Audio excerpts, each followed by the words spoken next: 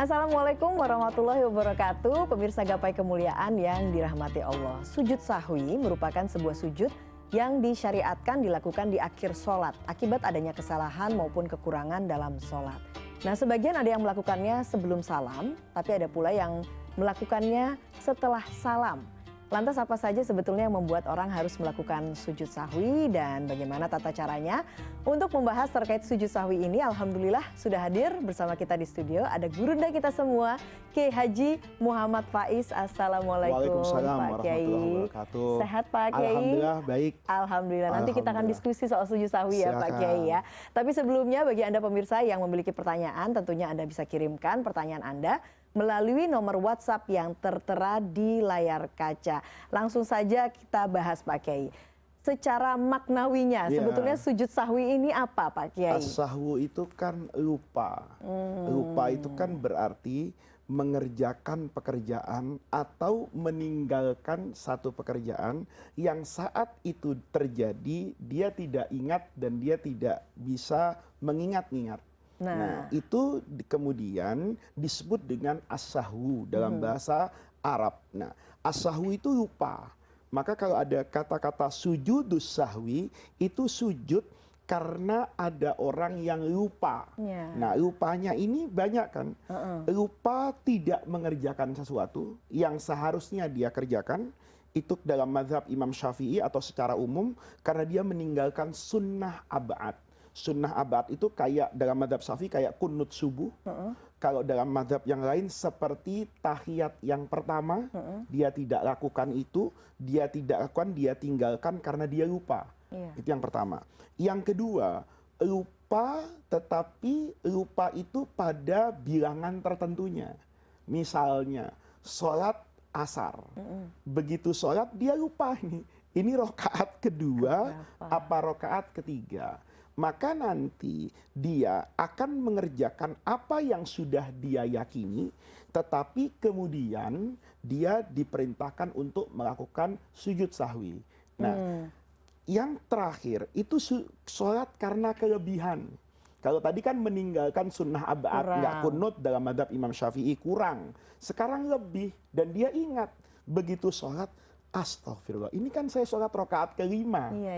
Gitu loh. Nah, itu kelebihan. Nah, itu semua yang kemudian disyariatkanlah sujud sahwi. Maka bacaannya kan subhana man, maha suci engkau Allah yang layanamu, yang tidak tidur, walayazu dan tidak pernah lupa. Nah, itu dibaca. Nanti ulama menambahkan kalau lupanya itu karena keteledoran, maka ditambahkan dengan istighfar. Ya, istighfar itu kan berlaku untuk semua orang yang melakukan dosa atau dia lakukan, bahkan ini parah, secara sengaja. Orang jangan mikir bagaimana ada orang melakukan itu secara sengaja. Ya, dulu guru saya ngasih contoh, misalnya dia lagi berantem sama istrinya, dipanggil-panggil sama istrinya, kemudian kalau dia jawab dia sudah dalam posisi selesai sholat, ngomel nanti istrinya. Jadi ditambahkan gitu ya secara sengaja. Supaya istrinya tidak manggil-manggil dia lagi. Sambil dia mencari ide bagaimana menjawab kesalahan dia kepada istrinya. Nah, yang seperti itu tidak cukup dengan sujud sahwi gitu loh. Nah, jangan sampai kemudian pemirsa punya persepsi bahwa segala yang dilakukan itu tentu dengan tanpa kesengajaan. Kalau dengan kesengajaan itu tidak lagi kita sebut sebagai sujud sahwi, tapi sholatnya menjadi rusak karena dia lakukan secara sengaja. Dan harus diulang kembali begitu ya Pak Kiai. Kembali. Jadi jangan sampai karena tadi saya berbicara antara sesuatu yang kurang dan lebih, kemudian dalam posisi seperti itu dia melakukan kelebihan. Nah, kalau kelebihan itu tidak sengaja dan baru dia ingat setelah dia lakukan, itulah yang kemudian mendatangkan sujud sahwi. Baik, kalau kemudian ada sujud sahwi di saat kita sholat tidak sempurna, tapi kemudian terlalu sering melakukan sujud sahwi. Itu perlu introspeksi. Ya, kalau dia misalnya selalu sahwun. Walaupun manusia itu kan tempatnya lupa. Tetapi kalau kemudian dia lupa setiap hari, ya kita gunakan saja logika kemanusiaan. Kalau kita ngajarin anak kita, sudah kita ajarin sampai 1 bulan lupa terus, kan mungkin hilang kesabaran. Kan kita menunjukkan bahwa ini ada sesuatu yang salah. Iya. Ya, nah itu juga harus kita ingat-ingat. Jadi para pemirsa, sujud sahwi itu adalah rahmat dari Allah untuk menutupi kekurangan kita di dalam sholat. Tetapi tidak boleh kemudian kita berperilaku gampang. Kalau nanti ada yang tertinggal, toh bisa ditutup dengan sujud sahwi. Iya betul, baiklah Pak Kiai. Nah kalau kemudian sekarang kita bicara tata cara sujud sahwi iya, Pak Kiai. iya, Ada iya. yang kemudian melakukan Iya. sebelum salam dan ada juga Iya. yang melakukan setelah Iya, salam. iya, iya. Nah ini bagaimana Itu memang sebetulnya? semuanya ada di dalam mazhab fikih. Jadi untuk memahami hadis itu kan tidak mudah. Jadi ada ulama yang membaca hadis, kemudian dia dapatkan bahwa Rasulullah itu sujud sahwinya sebelum salam. Iya. Setelah selesai dari tasyahud semuanya, sebelum dia melakukan salam, kemudian dia Allahu Akbar, baca doa tadi. Ada hadis lain yang menggambarkan bahwa Rasulullah itu bersujud sahwi itu setelah salam. Kan gitu. Nah, itu ada ulama yang berpendapat seperti itu dan hadisnya boleh jadi dinilai sahih oleh mereka. Maka ada 2 kutub besar nih sebetulnya, asal muasalnya. Sujud sahwinya ada yang sebelum salam, ada yang setelah salam. Nanti ada ulama yang kemudian menggabungkan 2 pendapat ini. Gimana cara menggabungkannya? Mereka meneliti tentang hadis-hadis tersebut. Dan sampai pada kesimpulan, misalnya dalam mazhabnya Imam Ahmad, ini kan yang terakhir, mazhab terakhir, mengambil kesimpulan, kalau sujud sahwi itu karena kekurangan, ya kayak tadi dalam mazhab Imam Syafi'i tidak kunut, atau tidak tasyahud yang pertama, maka sujud sahwinya dilakukan sebelum salam. Kalau dia melakukan kelebihan, bisa jadi kelebihan ruku. Iya. Sudah ruku nih, iktidal. Entah Ruku bagaimana, dia ruku lagi. Setelah itu dia ingat. Ya kan? Loh, saya kan tadi sudah ruku. Maka dia dalam 1 rakaat sudah ruku 2 kali. Yang seperti ini, maka sujud sahwinya setelah salam. Nah, tetapi kalau kita misalnya sudah dari guru-guru kita sudah meyakini bahwa sujud sahwi dalam mazhab Imam Syafi'i misalnya secara mutlak sebelum salam, atau dalam mazhab yang lain setelah salam, ya itu juga tidak salah. Iya. Pertanyaan yang menarik justru, kalau ada orang lupa, setelah lupa, dia lupa juga tidak sujud sahwi. Nah itu dia yang saya ingin tanyakan Pak Kiai. Ini- Tapi dijawab kita Baik. harus jeda dulu ya Pak Baik, Kiai. Ya. baik, Kita akan baik. kembali sesaat lagi. Baik. Jangan kemana-mana. Gapai Kemuliaan akan kembali sesaat lagi.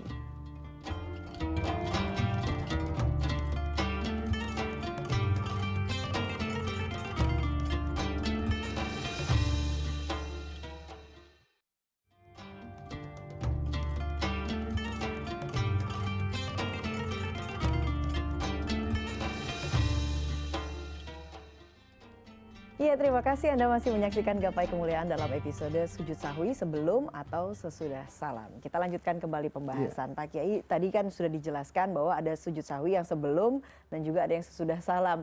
Tapi bagaimana kalau kemudian lupanya ditambah lupa Iya. juga sujud sahwi Lupa seperti yang sujud Pak Kiai sahwi. katakan? Jadi sujud sahwi itu kan tidak terkait dengan rukun sholat. Dia hanya sunnah abad yang kalau ditinggal itu ditutup.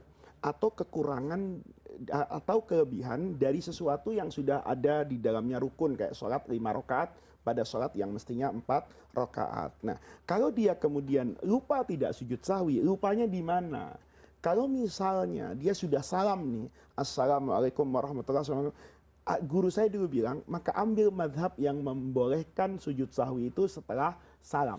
Tapi kalau sudah makan siang, sudah baca medsos, sudah kemana-mana, ya sudah. Dia hanya punya kewajiban beristighfar dan memohon rahmat Allah agar sholatnya tetap dianggap sebagai sempurna. Karena dia sudah rentang waktunya terlalu jauh. Oke, tapi kalau rentang waktunya dekat, misalnya sedang melakukan sholat berjamaah, kemudian imamnya melakukan sholat yang tidak sesuai begitu rakaatnya begitu, lalu diingatkan dengan Iya. oleh makmumnya, itu Iya. bagaimana? Itu Ada ceritanya penting. kah Pak Kiai? Diingatkan sama makmumnya ketika dalam sholat. Kalau makmumnya laki-laki, maka dia menggunakan istighfar. Astaghfirullah. Maka imamnya akan ingat kalau ada yang salah. Nah, tetapi yang mengingatkan ini adalah yang terdekat, dan tidak semua orang punya kewajiban untuk mengingatkan kalau orang lain sudah mengingatkan.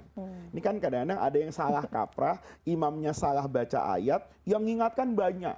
Imamnya jadi grogi dan bingung kan. Nah, itu juga salah. Jadi yang mengingatkan cukup satu orang, astagfirullah. Itu punya kewajiban untuk mengingatkan. Kalau imamnya kita baca istighfar misalnya, tetap melakukan itu. Misalnya bangun dari rokaat kedua ketika sholat maghrib tanpa melakukan tasyahud. Dia sudah berdiri, astagfirullah, udah nggak mempan. Maka dia kemudian berdiri. Nanti imamnya akan ingatkan. Kalau dia tidak tasyahud, dia sujud sahwi. Padahal makmum sudah mengingatkan kan, makmumnya ikut.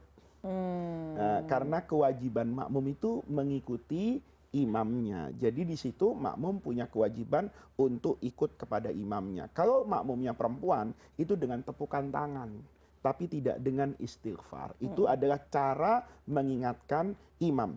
Kalau imamnya pun bahkan ini sudah keluar dari sholat. Ini ada kejadian, hadisnya dalam Sahih Bukhari. Rasulullah Shallallahu Alaihi Wasallam itu sholat yang rubaiyah, yang 4 rakaat.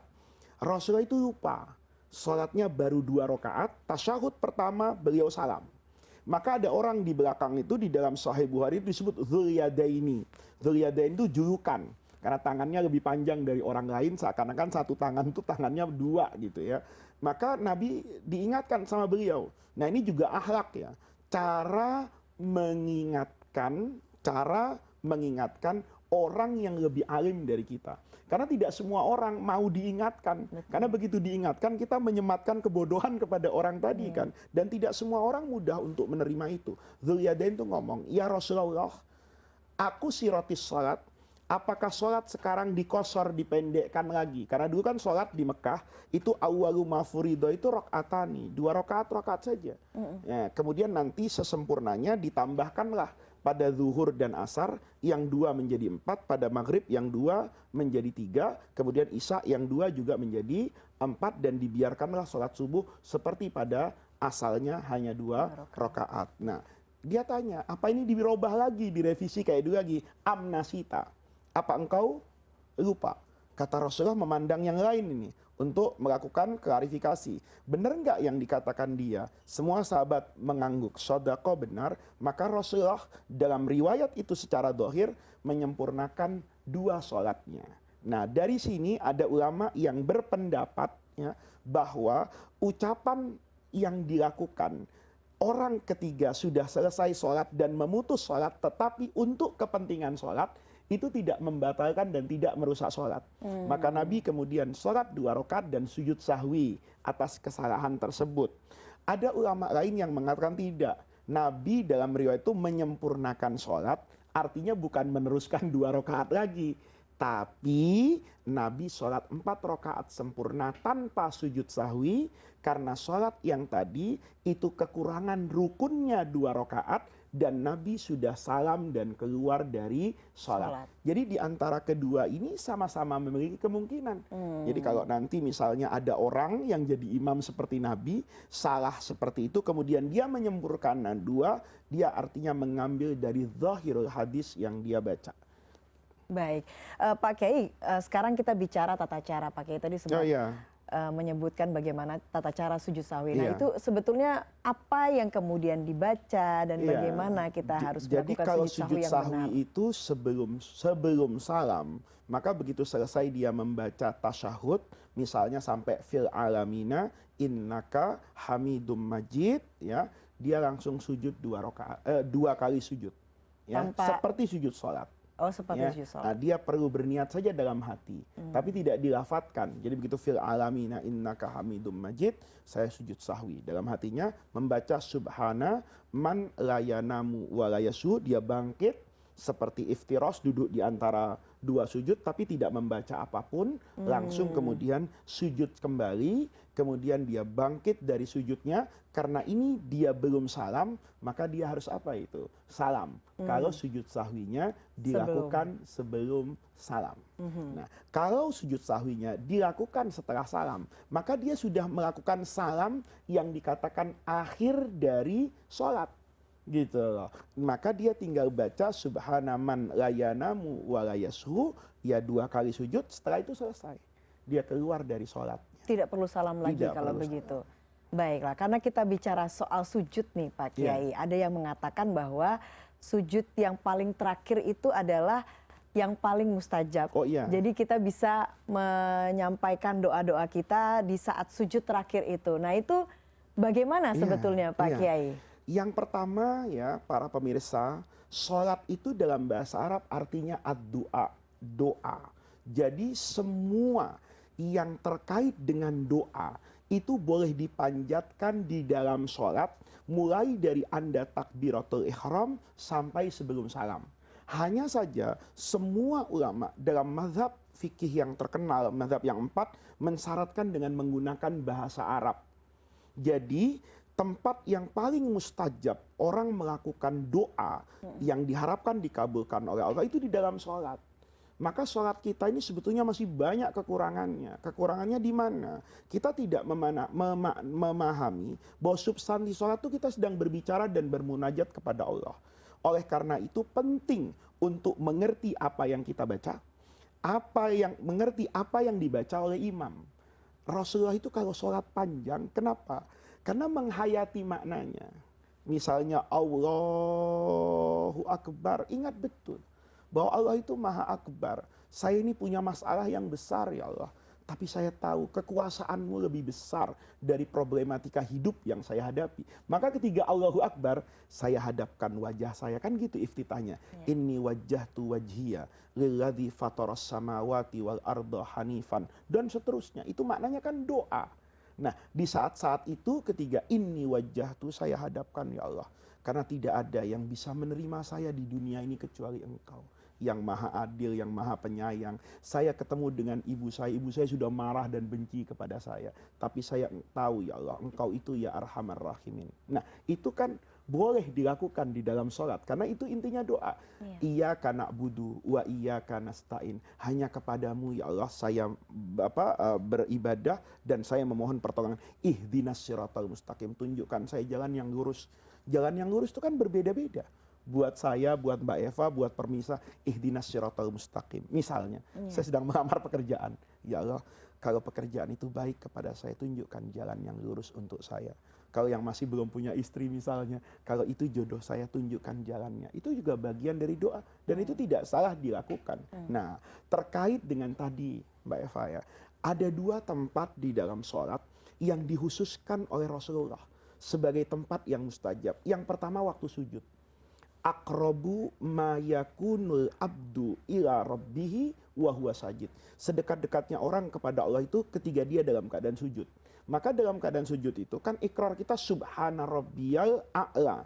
Engkau yang maha tinggi. Setelah itu boleh ditambahin. Misalnya Rabbana atina fid dunya hasanah. Mau minta apa? Ya ingatkan, ya Allah berikan saya yang baik-baik di dunia, dan kebaikan itu mengantarkan kepada kebaikan saya di akhirat. Ya Allah, kalau pekerjaan ini mendatangkan kebaikan buat saya, maka tolong saya. Itu dalam sujud. Sujud yang pertama, sujud yang kedua, rokaat pertama, rokaat kedua itu sama.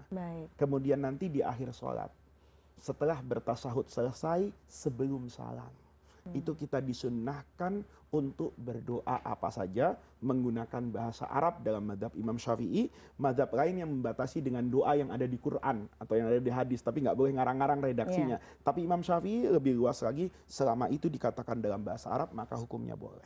Baik, artinya banyak sebetulnya di bagian-bagian sholat itu yang merupakan tempat yang mulia untuk kita melantunkan doa begitu ya. Kalau saya boleh tambahkan, yang penting dia tidak dalam keadaan imam.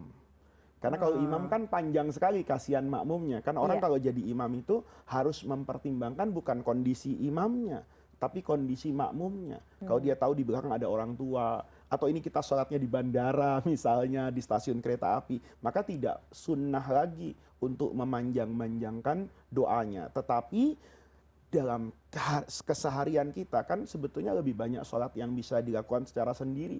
Sholat tahajud, sholat duha, mungkin qobliyah, rawatib sebelum duhur, sebelum asar, itu kan juga bisa kita lakukan dengan doa. Baik, selama doanya itu kemudian disampaikan dalam bahasa Arab Iya, begitu ya. iya, Baiklah, kita iya. akan bahas lagi lebih jauh lagi, tapi kita harus break terlebih dahulu. Jangan kemana-mana, Gapai Kemuliaan akan kembali sesaat lagi.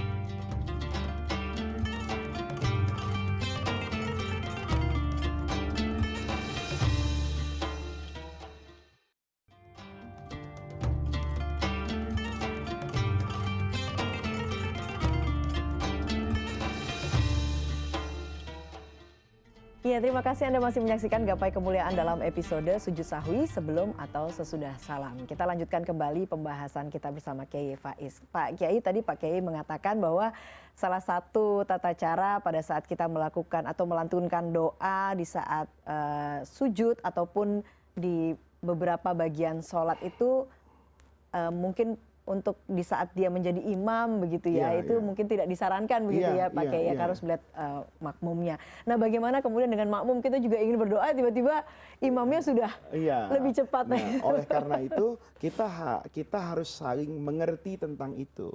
Imamnya juga mengerti bahwa makmumnya juga ingin berdoa. Tetapi kalau ada dalam kondisi seperti tadi, maka makmum itu berkewajiban untuk mengikuti imam dan meninggalkan keinginan dia untuk berdoa. Nah, ini terjadi biasanya di tempat yang juga sangat mulia. Saya sering mendapatkan pertanyaan di Masjidil Haram atau di Masjid Nabi. Kita mau memanjangkan doa, Pak, tapi tiba-tiba imamnya sudah, padahal sayang banget ya, pas sholat maghrib, pas depan Ka'bah. Nah, saya bilang, Anda tidak perlu kecewa kan? Karena setelah itu Anda bisa sholat sunnah juga di sana. Anda bisa bertawaf, Anda bisa berzikir, dan itu harus menjadi kesadaran kita bahwa rahmat Allah itu tidak dibatasi hanya dengan berdoa dalam sholat fardu.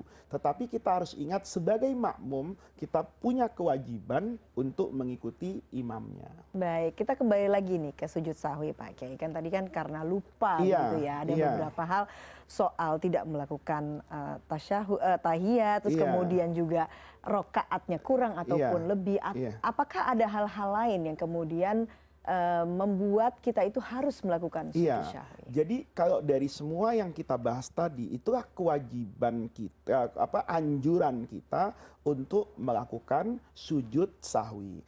Nah, lupa tadi itu ada dalam fikih itu namanya istidrok. Istidrok itu dia bisa mengejar kelupaan dia sebelum dia melampaui batas waktu dan tempat. Misalnya gini, saya lupa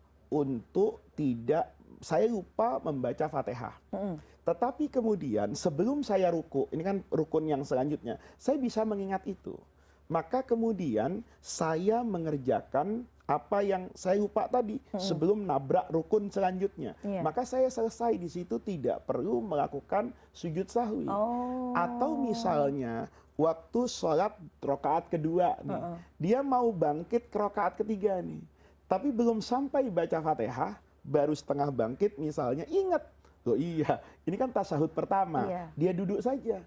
Nah, maka dia kemudian membaca tasyahud seperti biasanya. Ketika itu dia dapatkan, maka dia tidak ada kemudian keharusan untuk melakukan sujud sahwi. Karena dia bisa mengejar kesalahan dia dan kealpaan dia. Oh, itu bisa dilakukan Bisa ya sebenarnya, dilakukan. Pak Kiai, Jadi ya? selama dia belum masuk pada rukun selanjutnya. Jadi kalau misalnya orang dari sujud, ya kan biasanya langsung bangun tuh.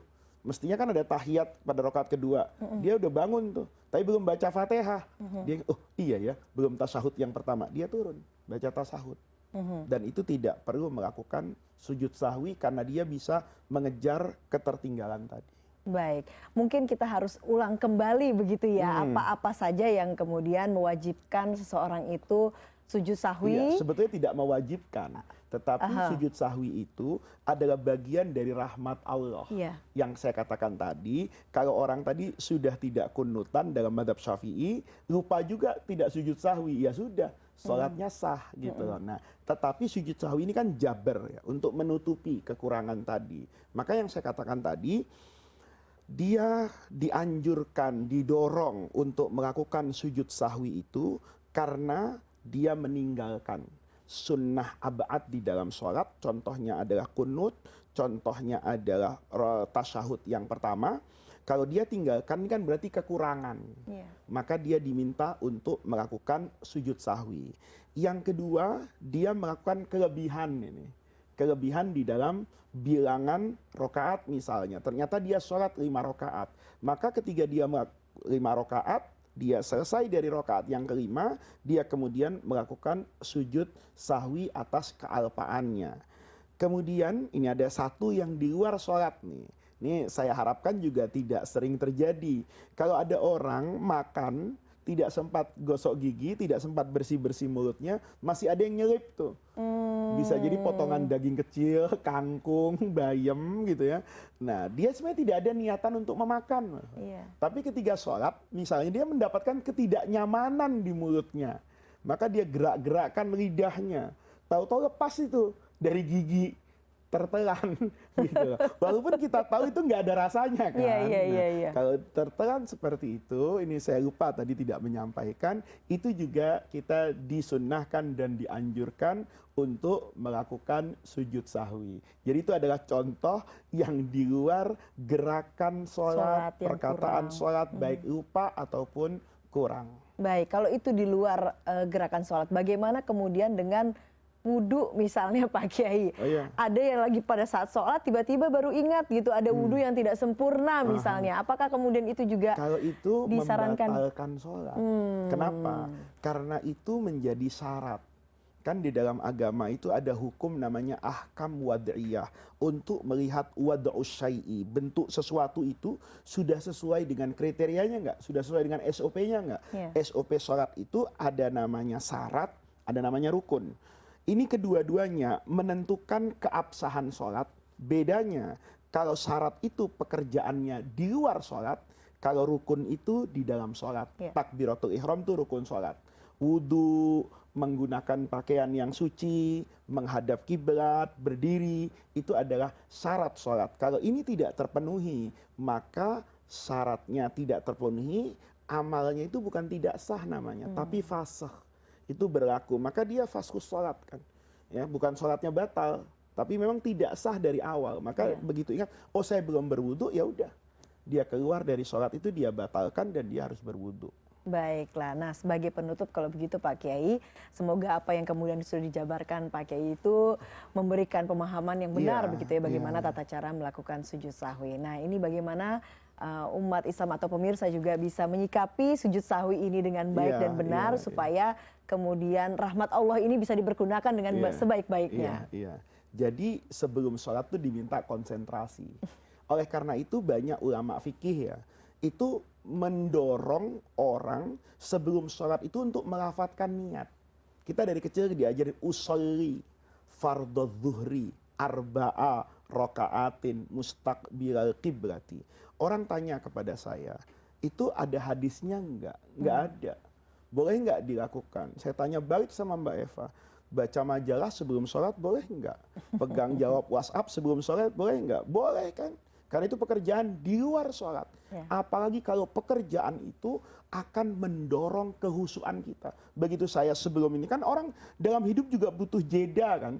Nggak mungkin kan orang habis lari-lari kemudian tidak disuruh berhenti dulu langsung disuruh ceramah gitu kan nggak mungkin. Maka usolli itu tujuannya dalam semua buku fikih, semua lintas madhab, ulama besar dimanapun itu menuliskan pentingnya orang untuk usolli. Usolli saya mau sholat, ingat sholatnya apa? Duhur. Duhur itu berapa? 4 rakaat. Berarti ada 4 fatihah. Berarti ada 8 sujud. Berarti ada 2 tasyahud. Berarti ada ini, ada ini. Itu membantu untuk istighdar namanya. Nah, itu penting. Sehingga kita akan terlihat serius dalam beribadah kepada Allah. Sebagaimana seorang guru tidak berharap muridnya selalu lupa, tapi guru yang baik dan penuh kasih sayang itu juga tidak mudah marah ketika muridnya ada yang lupa. Tetapi kalau lupa itu dikerjakan dengan begitu sering, itu kita perlu koreksi. Berarti ada yang salah dalam perasaan kita ketika menjalankan perintah Allah. Baik, sama halnya dengan sujud sahwi begitu ya. Sujud sahwi itu digunakan di saat memang benar-benar lupa dan sekali dua kali dan jangan sehingga setiap sholat kita sujud sahwi. Sehingga kita akan merasakan rahmat dari Allah Subhanahu wa taala. Baiklah, tidak terasa kita sudah sampai di penghujung program Gapai Kemuliaan. Semoga apa yang kita bahas hari ini dapat menambah keimanan kita kepada Allah Subhanahu wa taala. Saya Eva Yunizar dan Kiai Haji Muhammad Faiz undur diri. Sampai jumpa di Gapai Kemuliaan berikutnya. Wabillahi taufik wal hidayah. Wassalamualaikum warahmatullahi wabarakatuh.